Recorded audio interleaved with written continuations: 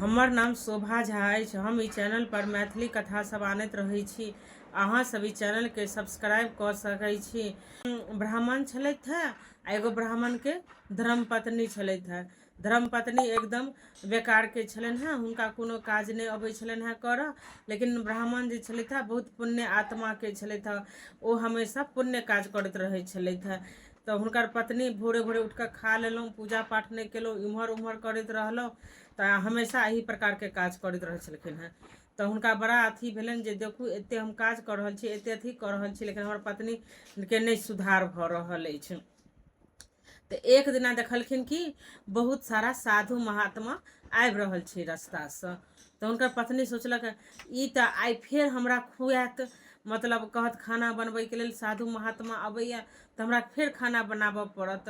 हिनकर पत्नी दूरे से देख लेलखिन, आ बीच में ताबे तो ब्राह्मण के साधु महात्मा भेट गेलखिन। तऽ कहलखिन कि चलू चलू चलू हमरा अंगना, हमर पत्नी खाना बनत तऽ अहाँ सब खायब।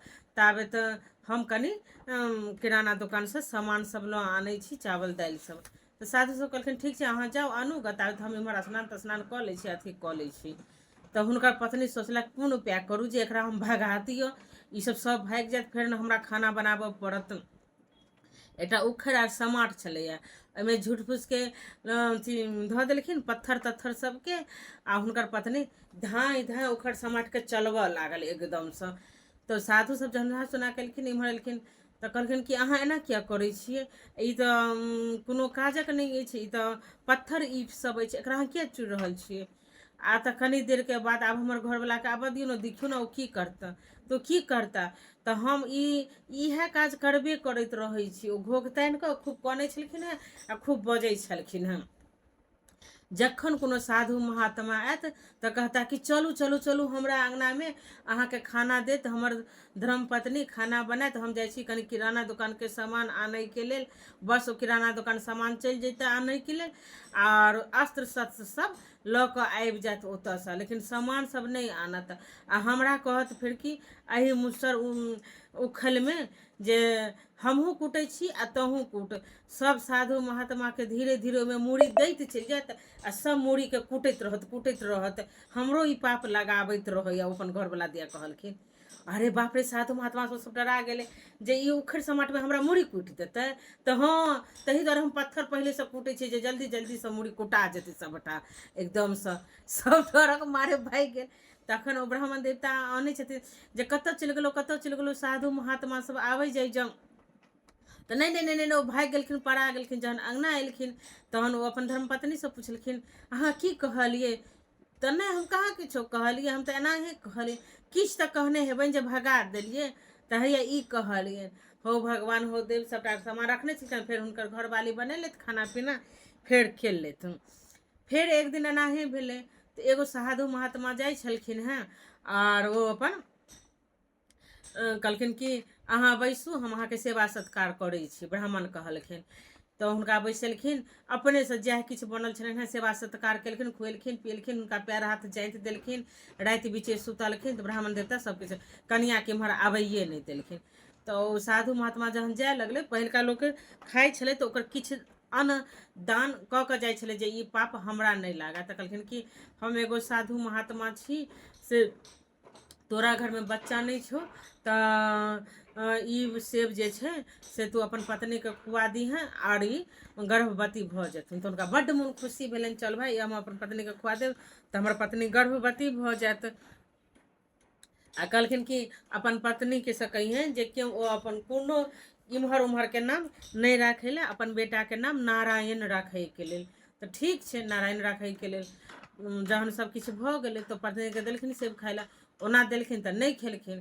तहन कहलखिन अहीं खाना बनाउ, अहाँ जे बनेबै से।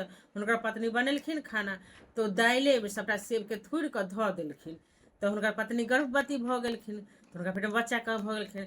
आब ओहि दिनसँ हुनकर पत्नी गरियाबैत गरियाबैत हुनका अंत गेल, रे बजर खसुआ, रौ टटिवा, रौ तू हमरा की कऽ देले, एना कऽ देले, हम चाहै छलहुँ जे हमरा बच्चा नहीं हैत, आब भरि दिन बच्चामे लागल रहब, हम काज करैत रहब, हम केना खाना बनायब, हम केना खाना खायब, ई हमर खाना खा लेत, सब काज कऽ लेत, होते होते एनाहे कऽ कऽ हुनका ब्राह्मण देवता अपन चुपचाप छलथि हेँ, किछु नहि बजै छलथि हेँ एक शब्द, जे कहुना एकरा पेटमे बच्चा भोले तऽ बच्चा तऽ भइए जेतै, चल भाइ अपन चुप, जतेक गरिएलखिन ततेक गरिएलखिन जे हम भरि दिन काज करब से सब। जहन ओ समय अयलनि, नजदीक अयलनि, तऽ हुनका बच्चा भेलनि, बेटा भेलनि तऽ हुनकर नाम नारायण। अब नारायण जे रखथिन तऽ हुनकर पत्नी तऽ नाम राखऽ नहि देथिन। तहन सोचलथि एकर कोन उपाय करू, केना कऽ करू।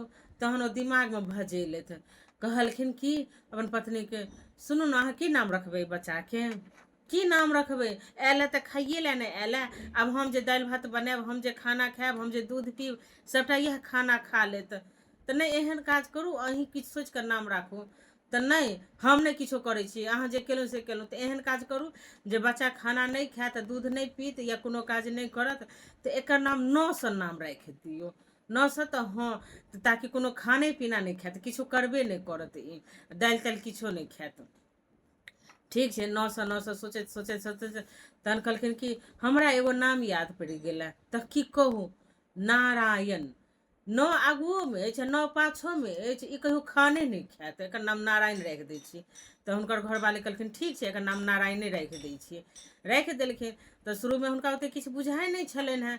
बच्चा जहन होइ छै तऽ माँके दूध ऑलरेडी होइत रहै छै, हुनका दूध होइत छलनि हेँ, तऽ दूध ताबत पियाबैत रहै छलखिन हेँ। जहन पैघ भेलखिन, खाना वाना नहि खायत, खर्चा नहि करत, ई तऽ हरदम खाने खाइत रहैए नारायण। अहाँ कहलियै जे खाना नहि खायत, नहि एखन छोट छै ने ताहि दुआरे नहि बुझे, ताहि दुआरे पैघ हैत ने तऽ खाना पीना नहि खायत।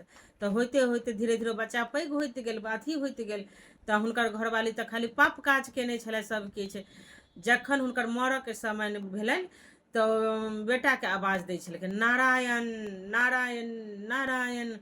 तऽ हुनकर बेटा कहै छलखिन अबै छी, काज करै छी, काज करै छी। उएह समयके हुनकर भगवानके नाम लिए एलनि, नारायण नारायण। जहन ओ मरलथि आ गेलथि ओतऽ, तऽ यमलोकमे, तऽ चित्रकेतुके कहलखिन खाता बही देखियौ, एकरा कतेक पाप छै कतेक पुण्य छै। आ तऽ ई तऽ खाली पापे केने छै, पुण्य केनहे नहि अछि। तऽ मरैत कालमे ई भगवानके नाम लेलखिन, नारायण नारायण। तऽ कहलखिन ओ तऽ अपन बेटाके नाम लेलकै नारायण, आ तऽ किछो कऽ कऽ नाम लेलकै ने नारायण नारायण, हिनका वैकुंठ धाममे दियौ आओर हिनकर जीवनके सफल करू। अगर केओ मरैत कालमे भगवानके नाम लऽ लैए तऽ ओ वैकुंठे धाममे जाइए। ई कथासँ हमरा इएह सीख भेटल, किछु कऽ कऽ, कोनो चीज कऽ कऽ, कोनो तरह कऽ कऽ भगवानके नाम जरूर लैत रहू, ताकि अहाँ वैकुंठ धाममे मोक्षके रास्तामे जायब। जय मिथिला, जय मैथिली।